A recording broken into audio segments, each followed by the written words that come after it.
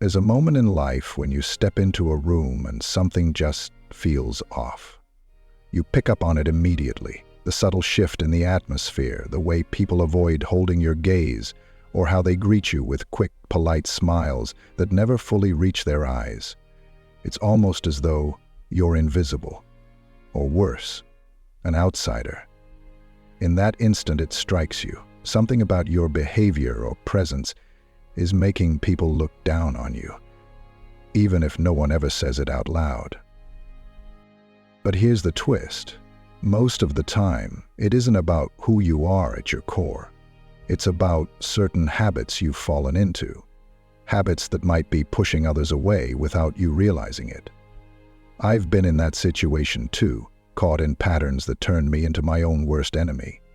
Yet, as the Stoics teach us, self-awareness is the first step toward meaningful change. For what it's worth, working on weaknesses in ourselves is evidence that we still have a way to progress.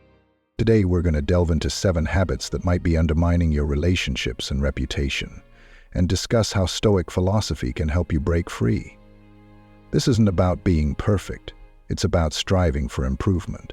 And if you appreciate our work here, the simplest, no-cost favor you can do is to hit that subscribe button.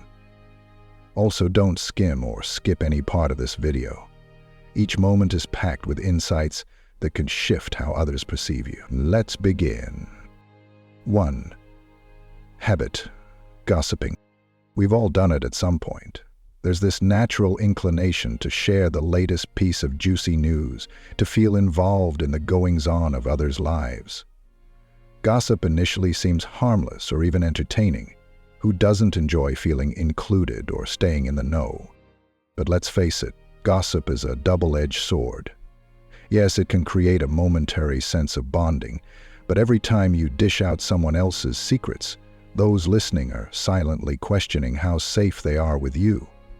If they're willing to talk about them, they wonder, what will they say about me when I'm not around? This is where real damage occurs. Gossip erodes trust. When people suspect you'll spread their personal details, they hold back. Conversations remain surface level because no one wants to risk opening up. I once thought that gossiping made me relatable, a way to build rapport. Instead, it kept everyone at a distance. Nobody trusts a person who can't keep things private. Here's where the Stoics come in. They'd say we're focusing on the wrong things, on matters beyond our control.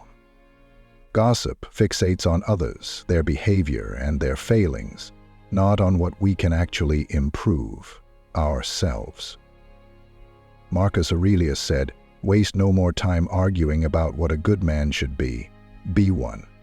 In other words, spending energy on other people's business distracts us from bettering ourselves. Gossip often serves as a way to dodge looking at our own weaknesses. It's simpler to point out someone else's flaws than confront our own. But Stoicism challenges us to turn that critical lens inward. Instead of dissecting other people's problems, ask yourself, what can I fix in my own life? That mental pivot transforms wasted energy into fuel for growth. If you find yourself in a gossip-prone environment, it takes genuine strength to opt out, yet doing so sets you apart as someone trustworthy, focused, and genuine. People might not say it aloud, but they'll respect your decision to rise above petty chatter. The respect gained from that choice far outweighs the fleeting thrill of gossip. So next time you're tempted to join the rumor mill, remember that it's a choice. Engage in gossip and erode trust, or uphold Stoic principles and earn lasting respect.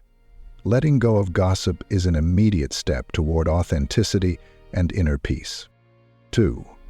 Habit: being passive-aggressive.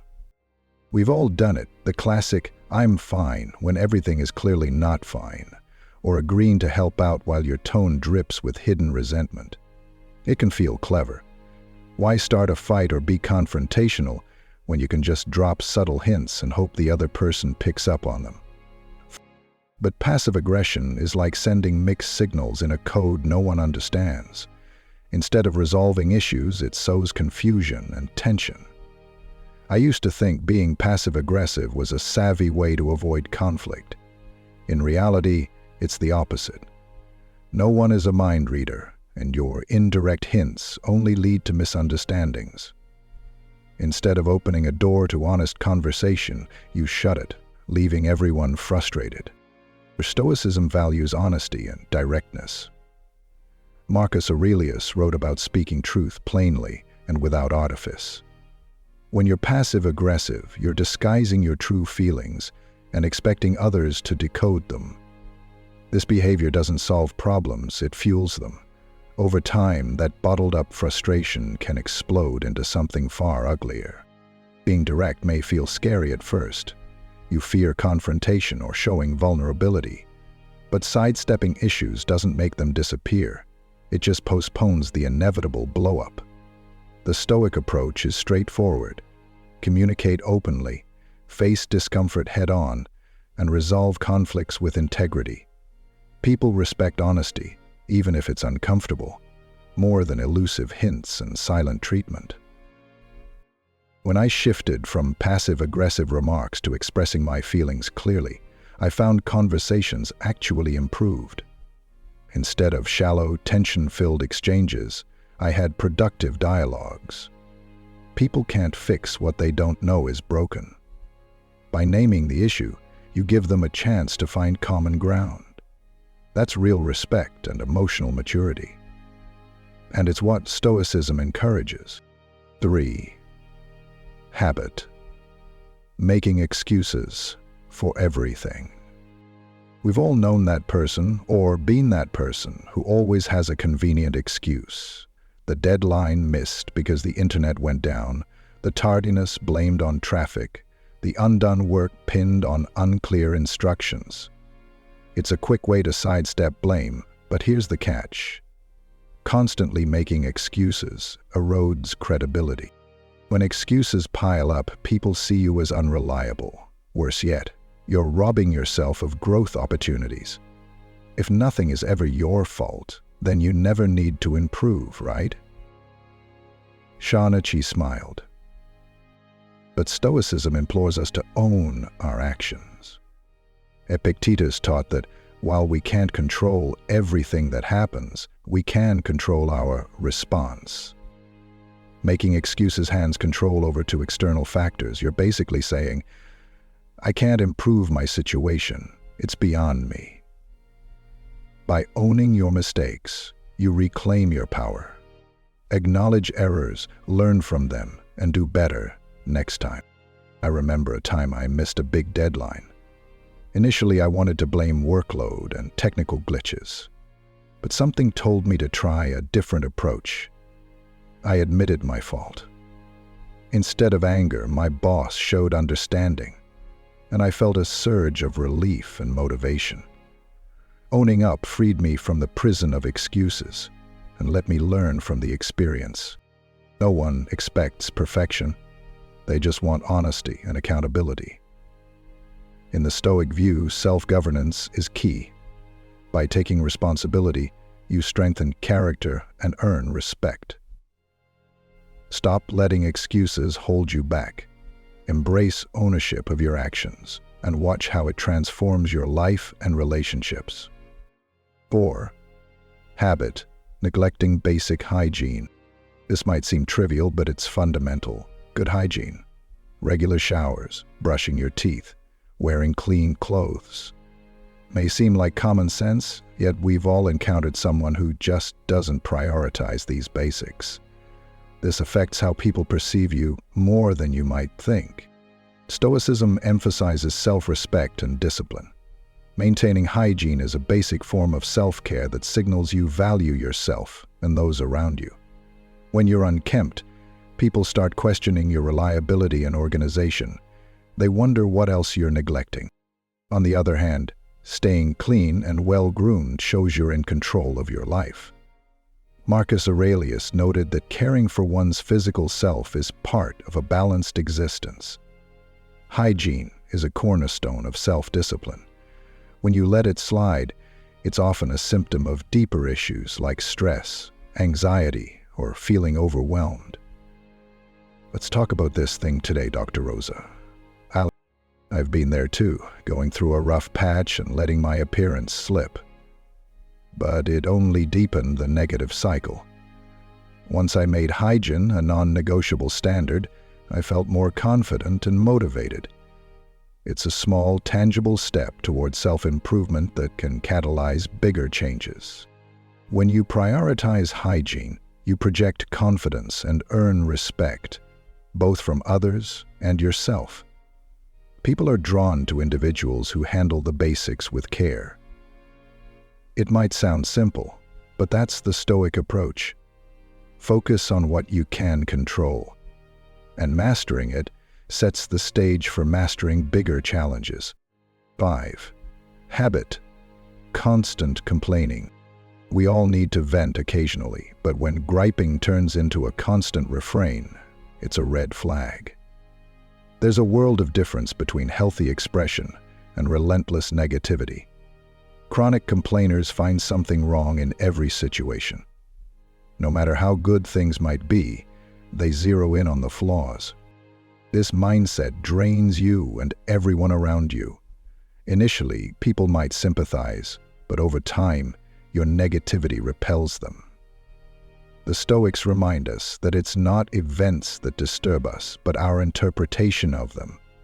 By focusing on what's wrong, you train your mind to see only problems, never possibilities. Complaining is often a shield against feeling powerless. If you can complain, you don't have to confront your ability or responsibility to change the situation or adapt. But Stoicism urges us to reclaim control where we can. Instead of whining about the heat, ask how you can cool down or appreciate the warmth in a different way. I learned this lesson the hard way. My constant griping pushed friends away and made every day feel heavier. When I shifted to a mindset of gratitude and problem-solving, everything changed. I found solutions or acceptance instead of dwelling on what I couldn't change. People responded positively. Conversations became lighter and more constructive. Continues. Complaining might give instant relief, but it traps you in negativity. The Stoic path nudges you toward acceptance, improvement, and perspective. Next time you're tempted to complain, pause and consider what you can learn or how you can adapt. You might discover that life brightens when you stop fixating on the shadows. 6. Habit. Always being late. This one's easier to ignore because it seems small. What's a few minutes late here or there?